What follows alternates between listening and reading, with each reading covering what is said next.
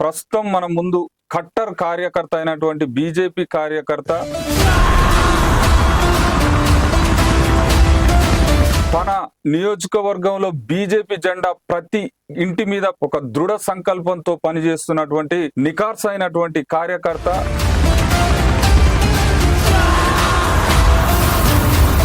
BJP party వల్ల మీరు లబ్ధి పొందారా? మీ వల్ల బీజేపీ పార్టీ లబ్ధి పొందిందా? లబ్ధి పొందామంటే బీజేపీలో లబ్ధి పొందే కార్యకర్తలు, లీడర్లు అనేది ఉండదు.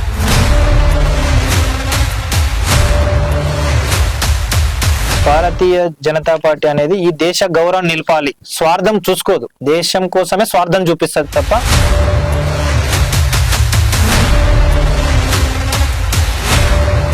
ప్రస్తుతం పాలమూరు జిల్లాలో బీజేపీ పార్టీ యొక్క పరిస్థితి ఎలా ఉంది? అంటే బలహీనంగా ఉందా, బలంగా ఉందా? మేము బలంగా ఉన్నాం, కానీ లీడర్లు సపోర్ట్ చేస్తే కార్యకర్తలు ఇంకా 100 రెట్లు పనిచేసి.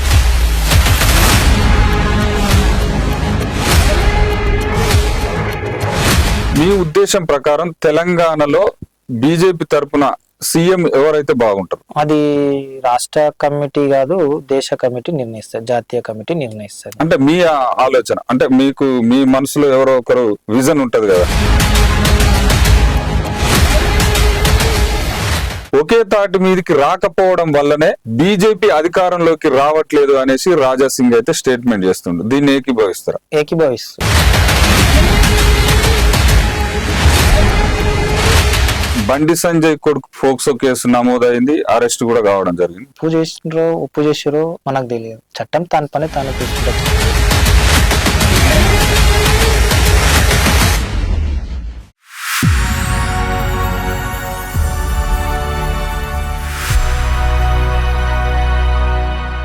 హలో, అందరికి నమస్తే. నేను మీ శ్రీశైలం ఆర్ఎల్ఆర్ టాపిక్ కి స్వాగతం.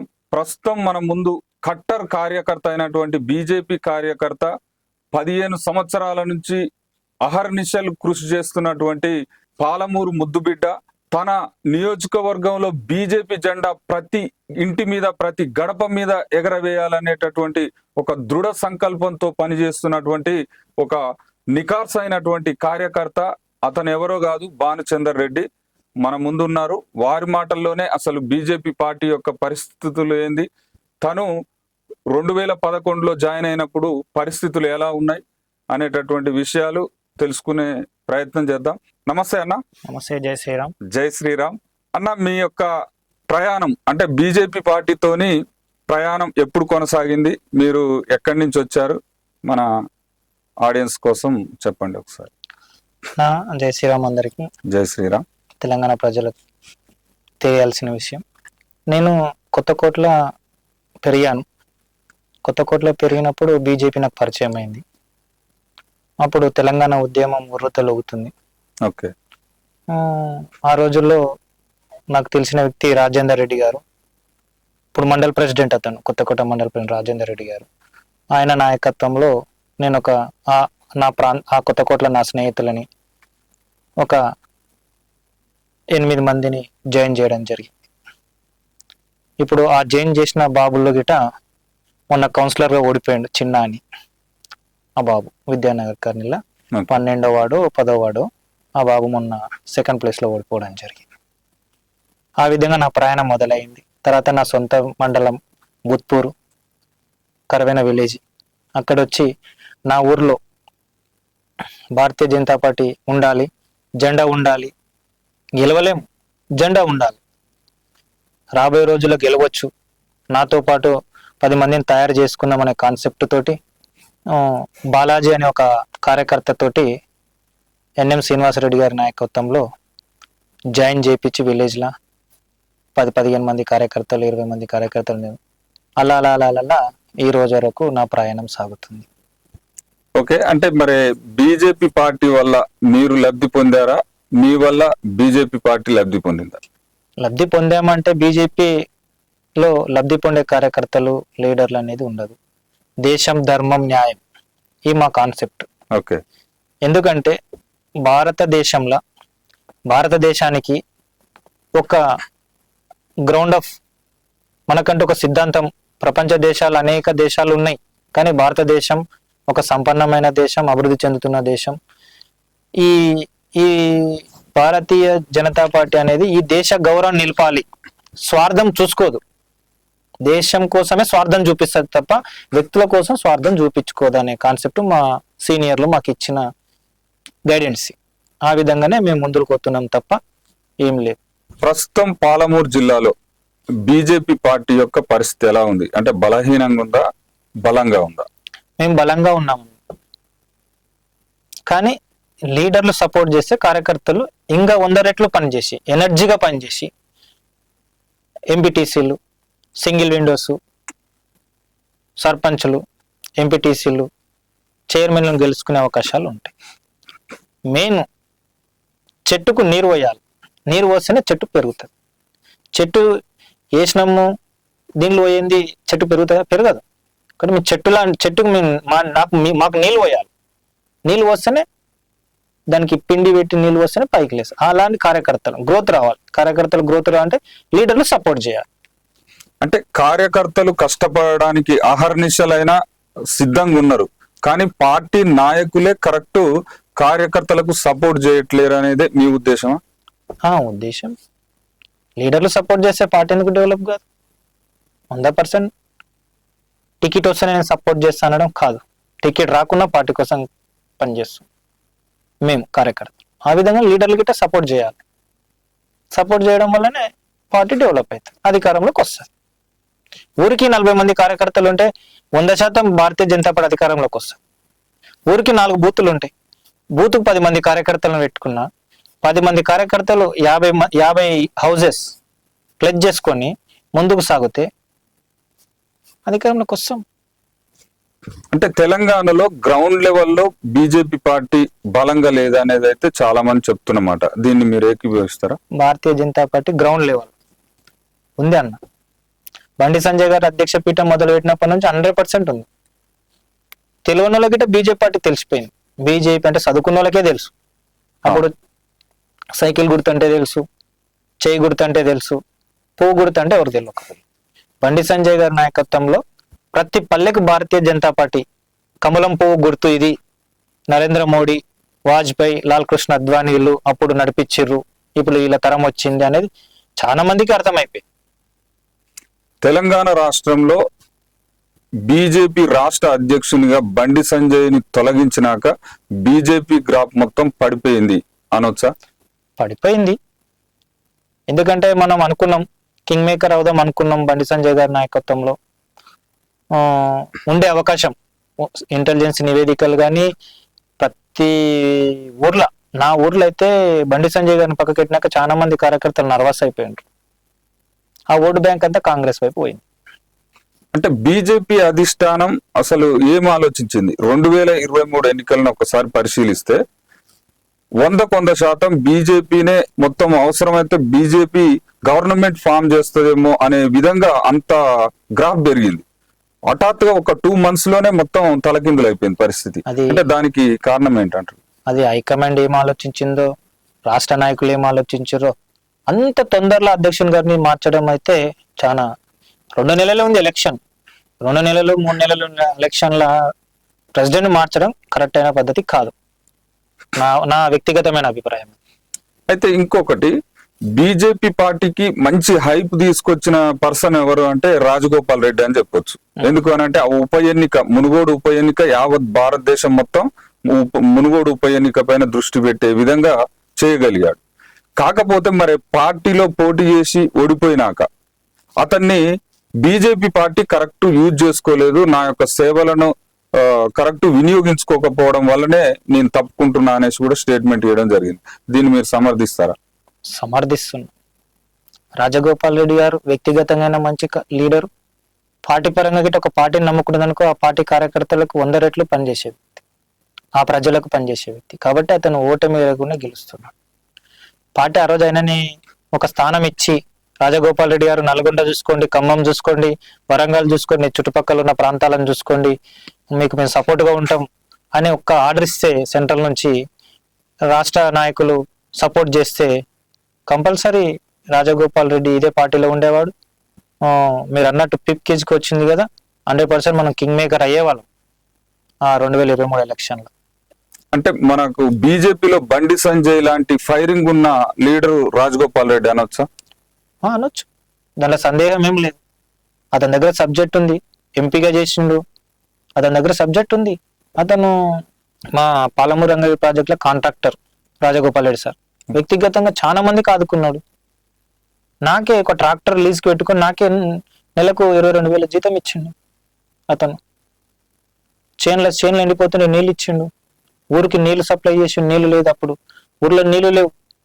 ఎండాకాలం ముఖ్యమంత్రి కేసీఆర్ అయినప్పుడు ఒక సంవత్సరం నీళ్ళు ఊర్లో షార్టేజ్, ఎండలు వాతావరణం అనుకూలించలేదు, గ్రౌండ్ వాటర్ పడిపోయింది, సమస్యలైన. అప్పుడు రాజగోపాల్ రెడ్డి గారు నీళ్లు ఊరికి ఉదయం 2 ట్యాంకర్లు, మధ్యాహ్నం 2 ట్యాంకర్లు, సాయంత్రం 2 ట్యాంకర్లు, పెద్ద పెద్ద ట్యాంకర్లు పంపించింది.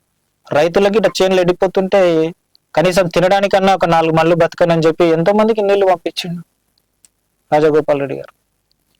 అతని సేవలు కరెక్ట్ గా యూజ్ చేసుకోకపోవడం వల్లనే బీజేపీకి మైనస్ అయిందని చెప్పొచ్చా? అయింది. అతను వాడుకుంటే, నేను చెప్తున్నా కదా, అతను యూజ్ చేసుకుంటే 3 జిల్లాల్లో పార్టీ డెవలప్ అయ్యేది. ఇప్పుడు నల్గొండలో కాంగ్రెస్ పార్టీ క్లీన్ స్వీప్ అయింది, ఖమ్మంలో కూడా అదే విధంగా అయింది.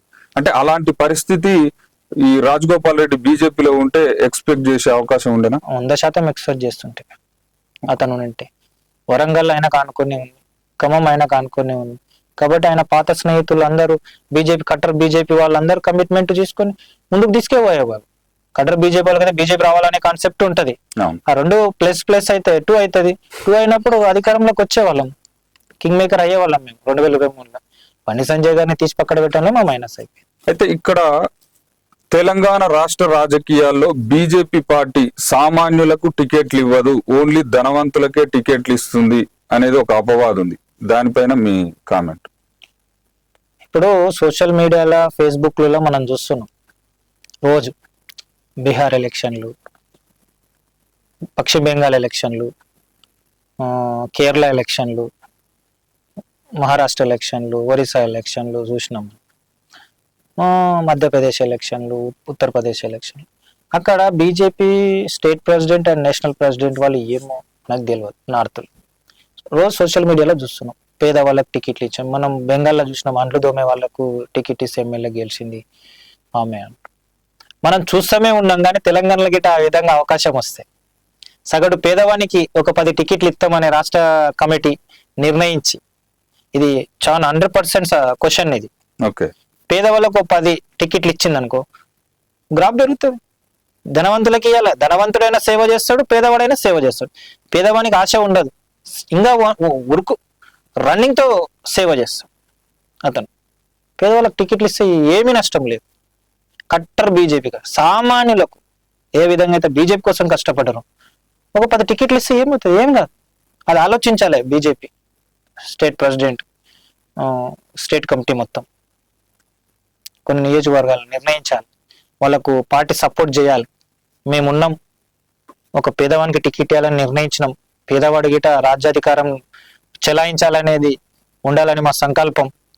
పదండి, మేము ఉండం మీ వెనకిలా, మీరు ఈ నియోజకవర్గం ఎంచుకోండి, ఈ నియోజకవర్గంలో మీకు టికెట్ ఇస్తా, మీరు ప్రచారం మొదలు పెట్టండి అంటే 100% చాలా మంది కార్యకర్తలు లైన్లో ఉన్నారు. ఓకే, ఫస్ట్ ప్లానింగ్ తోనే ఒక 1 year 2 years ముందు ప్లానింగ్ తోని ఇవ్వాలి, వాళ్ళకు టికెట్ ఇస్తాం అనేసి కాన్ఫిడెంట్ ఇచ్చి ప్రచారం చేయించుకుంటే ఖచ్చితంగా గెలిపిస్తారు బీజేపీ కార్యకర్తలు. ఒక నియోజకవర్గంలో అరే మా బ్రదర్ వచ్చిండ్రా, నిలబెట్టిపించిండు, మాతో కలిసి తిరిగిండు, పార్టీ కోసం కష్టపడ్డాడు, అందరు వస్తారు. సీనియర్లు జూనియర్ల తేడా ఏమీ ఉండదని పార్టీ నిర్ణయించింది, ఒక పేదవానికి టికెట్ ఇచ్చింది. మనం ఎందుకు సపోర్ట్ చేయకూడదు? మనం ఇంటనే ఉన్న సోషల్ మీడియాలో, కానీ మనకు వచ్చిన అవకాశం మనం గెలిపించి ప్రపంచానికి చూపిద్దాం ఒకసారి అనేది ఉంది ప్రతి ఒక్కరిలో. అయితే ఒకవేళ బీజేపీ పార్టీ టికెట్ ఇచ్చిన సామాన్యులకు మరి గెలిపించుకునేటటువంటి దమ్ము ధైర్యం మన తెలంగాణ ఓటర్లే కావచ్చు, తెలుగు ఓటర్లే కావచ్చు, వీళ్ళకు ఉన్నదా? వాళ్ళకి గైడెన్స్ చేయాలి. మీరు అన్నారు 1 year ముందే ఇవ్వాలని. 1 year ముందే ఇస్తే సోషల్ మీడియా ద్వారా, యూట్యూబ్ ద్వారా వాళ్ళకి అవేర్నెస్ వస్తుంది.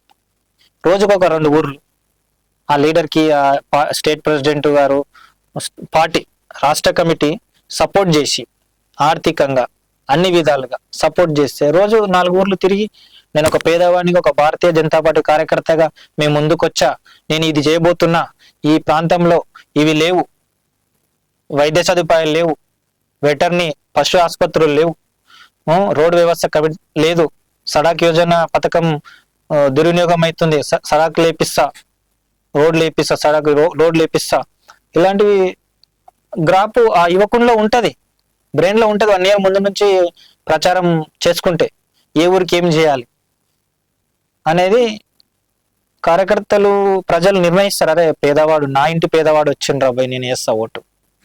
అంటే ప్రస్తుతం తెలంగాణ రాష్ట్రంలో కావచ్చు, ఆంధ్రప్రదేశ్ లో కావచ్చు, అంటే ఓటుకు నోటు అనేది అయితే చాలా అది మనం చెప్పినా చెప్పకున్నా జరిగేటటువంటి ప్రక్రియ.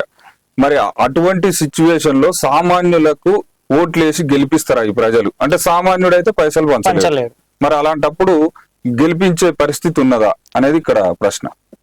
మెయిన్ ప్రజలే, ప్రజల నిర్ణయం అది. బాధ్యత పాటిస్తుంది, కార్యకర్త నిలబెడుతుంది. కానీ ప్రజలు ఏమైతుందంటే నార్త్ లో వేరే, సౌత్ లో వేరే రాజకీయాలు. ఓకే, నార్త్ లో ఉండే రాజకీయాలు చాలా డిఫరెంట్ ఉంటాయి.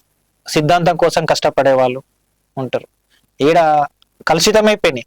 తెలుగు 2 రాష్ట్రాలలో కానీ, తమిళనాడులో కానీ, కేరళలో కానీ, మన సౌత్ లో అంటే ఇవన్నీ సౌత్ కర్ణాటక, ఇవి లంచం రాజకీయాలు అయిపోయాయి.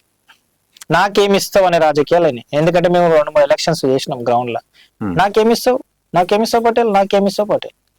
మనం ఏమిస్తాం కాదు, రేపు మనం ఏమి తీసుకోబోతున్నాం అడగండి అంటే గిట మాకేమిస్తావు, అది మీరు తర్వాత ఏమన్నా మనం వాళ్ళ ప్రజలు ఫస్ట్ మారాలి. ప్రజల్లో చైతన్యం రానంత వరకు ఏమి చేయలేము. ఈ సామాన్యులను అయితే గెలిపించుకునే పరిస్థితి ఉండదు.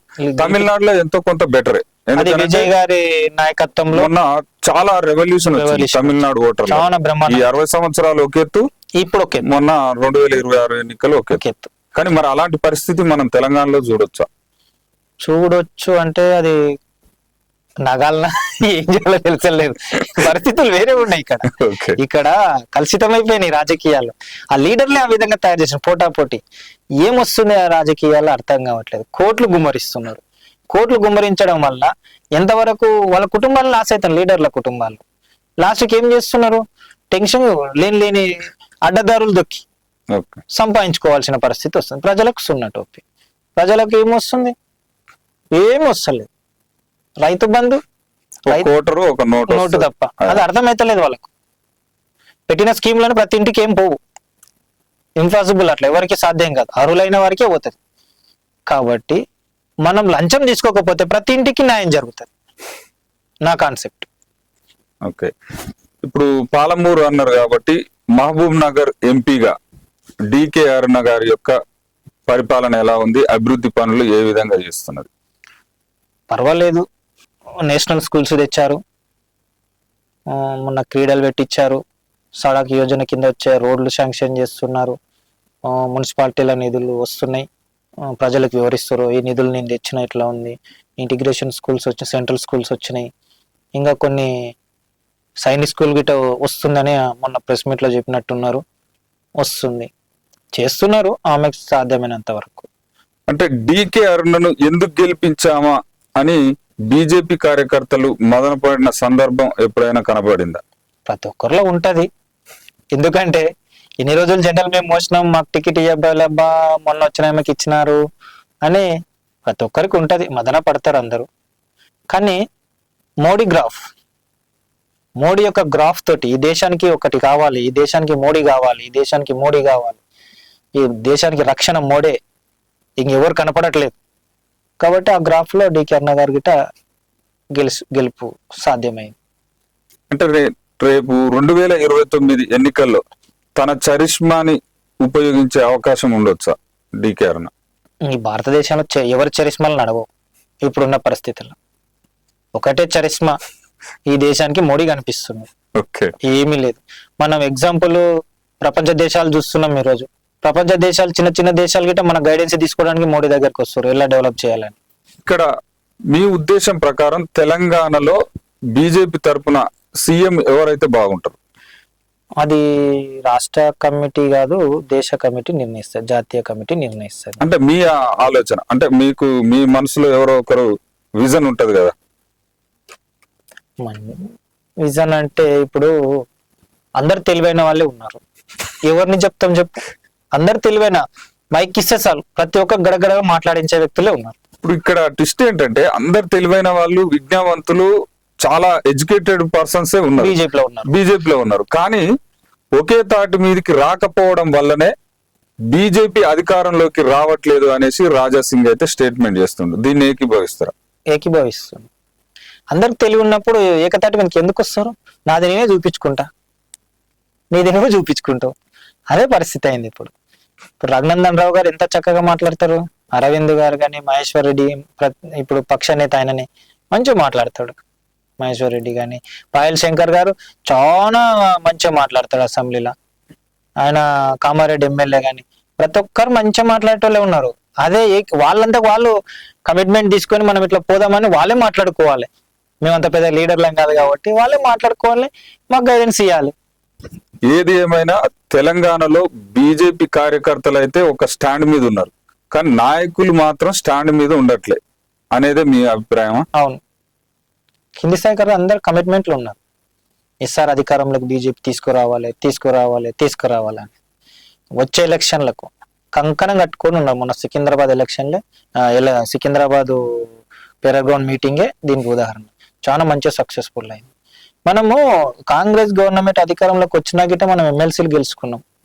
కొమరయ్య గారిని టీచర్స్ ఎమ్మెల్సీ నుంచి, ఇంకొక వరంగల్, కరీంనగర్, నల్గొండ ఒక ఎమ్మెల్సీ, ఇట్లా గెలుచుకున్నాం.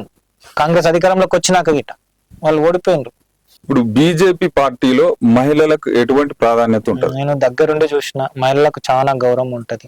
మహిళలకు గౌరవం ఉన్నందుకు ఈరోజు మోడీ గారు ద్రౌపది ముర్ముని రాష్ట్రపతి చేసినాడు, ఢిల్లీ సీఎం చేసిండు, ఇక్కడ హోమ్ మినిస్టర్, బెంగాల్లో హోమ్ మినిస్టర్ గిట్ట చేసినాడు అనుకుంటా.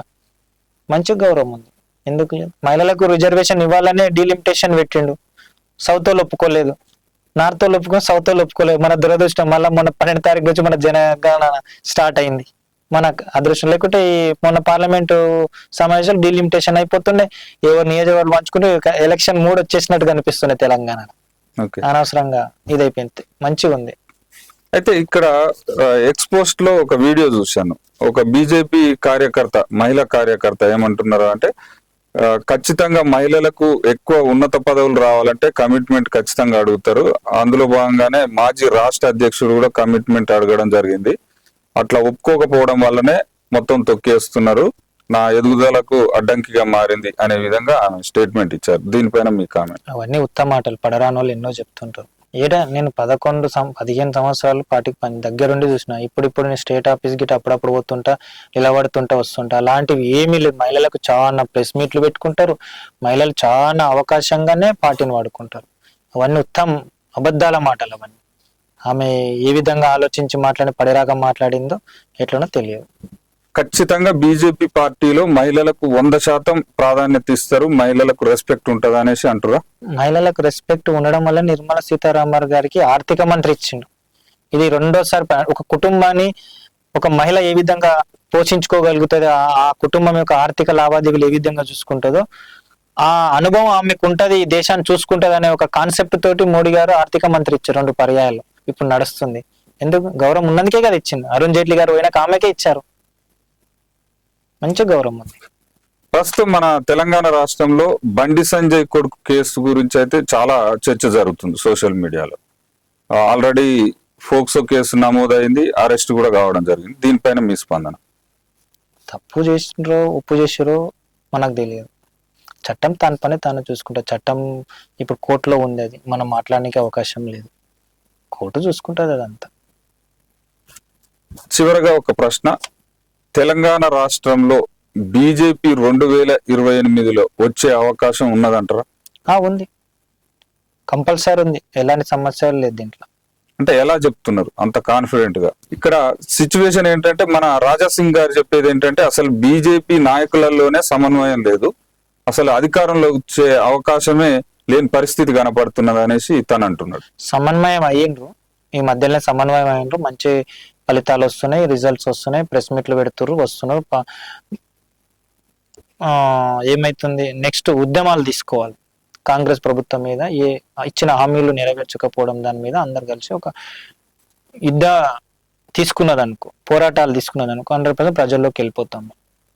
ఎందుకంటే 10 సంవత్సరాలు టీఆర్ఎస్ చూసిండ్రు, 5 సంవత్సరాలలో 2.5 సంవత్సరాలలో కాంగ్రెస్ గవర్నమెంట్ చూస్తారు ఎలాంటి హామీలు ఇచ్చింది, ఎంతవరకు చేసింది. ఆ రోజు వాళ్ళు ఇచ్చిన హామీలు ఏంది టీఆర్ఎస్ గవర్నమెంట్, వాళ్ళు ఆ రోజు హామీలు ఇచ్చారు, ఆ రోజు వాళ్ళు 10 సంవత్సరాలు మభ్యం గడుపు వెళ్ళిపోయారు. వీళ్ళు ప్రతిపక్ష పాత్ర పోషించారు. ఉదాహరణకు మా పాలమూరు రంగారెడ్డి ప్రాజెక్టే ఉంది. భూ నిర్వాసితుల కోసం కాంగ్రెస్ పార్టీ ఆ రోజు పోరాటం వచ్చారు, మా ఊరికి వచ్చారు. నిర్వాసితులకు మేము సపోర్ట్గా ఉంటాం, మేము అధికారంలోకి వస్తే 123 జీవోని మేము ఇంప్లిమెంట్ చేస్తాం, మేము 9 లక్షలు 10 లక్షలు కట్టిస్తాం, మీరు 3.5 లక్షలే టీఆర్ఎస్ గవర్నమెంట్ ఇచ్చింది, మేము 10 లక్షలు ఇస్తామని నిర్వాసితులకు మా ఊరు గుడికాడ ఉండి చెప్పిపోయారు. ఆ రోజు రాష్ట్ర అధ్యక్షుడు ఎవరు కాంగ్రెస్ పార్టీకి ఉత్తమ్ కుమార్ రెడ్డి, దామోదర్ రాజ నరసింహ కమిటీ చైర్మన్ నిర్వాసితులకు అని చెప్పి ఉత్తమ్ కుమార్ రెడ్డి గారు చెప్పి పెద్ద పెద్ద కాంగ్రెస్ లీడర్లు అంతా చెప్పిపోయారు. అధికారంలోకి వచ్చిండ్రు, కాంగ్రెస్ పార్టీ అధికారంలోకి వచ్చింది. మన నియోజకవర్గం ఎమ్మెల్యే గిట కాంగ్రెస్ పార్టీ. న్యాయం ఏడా జరిగింది? ఇప్పుడు జిల్లా వార్డే సీఎం, దేవక నియోజకవర్గం ఎమ్మెల్యే కాంగ్రెస్. మళ్ళీ చిన్న సమస్యను తీసుకుపోయి పెట్టొచ్చు కదా సార్. మనం ఆ రోజు ఉత్తమ్ కుమార్ రెడ్డి గారు ఉన్నారు, మళ్ళీ ఆయన డైరీలో ఉంటాయి, పాత డైరీలో మనం పలానా రోజు ఇట్లా చెప్పినామయ్యా అని. పక్కల జడ్చల ఎమ్మెల్యే అనిదూర్ రెడ్డి గారు ఉద్దండపూర్ ప్రాజెక్టుది తీసుకుపోయింది, వాళ్ళకు న్యాయం 8.5 లక్షలు 9 లక్షలు న్యాయం జరిగే విధంగా కూర్చొని మాట్లాడుకొని తెచ్చుకున్నాడు. మా ఎమ్మెల్యే అంతా కాంగ్రెస్ పార్టీ. అవును, మా నిర్వాసితులకు ఏడుంది న్యాయం? 3.5 లక్షలు 30 రోజుల్లో అయిపోయినాయి, 30 రోజుల్లో గాలి కలిసిపోయినాయి. 3.5 లక్షలు తీసుకుంటే సీఎం గారు కాలు పెట్టిపోయిన మరుసటి రోజు భూములకు రేట్లు పెరుగుతాయి పెరగదా? పెరిగింది. అప్పులు ఉన్నాడు అప్పులు కట్టుకున్నాడు, అప్పులైనడు అప్పులయ్యిండు, చచ్చిపోయినాడు చచ్చిపోయాడు, గాలికి పుట్టకొకడు గుట్ట శ్మశాన వాటిక లేకుండా అయిపోయింది. ఎవరు ఎక్కడ పోయింది ఇటే తెలియదు పాపం. ఒక్కొక్క ఊరికి కొంచెం మంది వెళ్ళిపోయినారు నిర్వాసితులు. మా ఊరు సగం ఉంది ఊరు, భూములు పోయిన వాళ్ళు ఏంది, భూములు ఇల్లు అమ్ముకొని వెళ్ళిపోయినారు, భూములు పోయినాక ఎక్కడ బతుకుదేరు ఉంటే అక్కడ వెళ్ళిపోయారు. ఆ విధంగా అన్యాయం జరిగింది. ఆలోచించాలి, ఇవన్నీ బేస్ చేసుకుంటారు రేపు భవిష్యత్తులో ప్రజలు. ఉదాహరణకు రైతు బంధు మహిళలకు 2,500 అన్నాడు, స్కూటీలు అన్నాడు, బంగారు అన్నాడు, మస్తు చెప్పి 200, 300, 400 పథకాలు పెట్టిండు. ఏమైతున్నాయి? రైతులకు సబ్సిడీ అన్నాడు, 1 సంవత్సరమేమి ఇచ్చిండు, 2వ సంవత్సరము 2 పంటలకేమి ఇచ్చిండు. ఇప్పుడు గోస పడుతురు, ఎందుకు గెలిపించినాం రా నాయన అని. ఎందుకు గెలిపించిన? ఆ రోజు వచ్చింది 2 నెలలనే సీఎం అవుతాడని ఎవరు అనుకోలే. రేవంత్ రెడ్డి 2 నెలల సీఎం అయిపోయారు రేవంత్ రెడ్డి గారు. ఆయన అదృష్టం అది. కానీ అది బేస్ చేసుకుని నిలబెట్టుకుంటే అధికారంలోకి వస్తారు, లేకుంటే ఇదవుతాడు.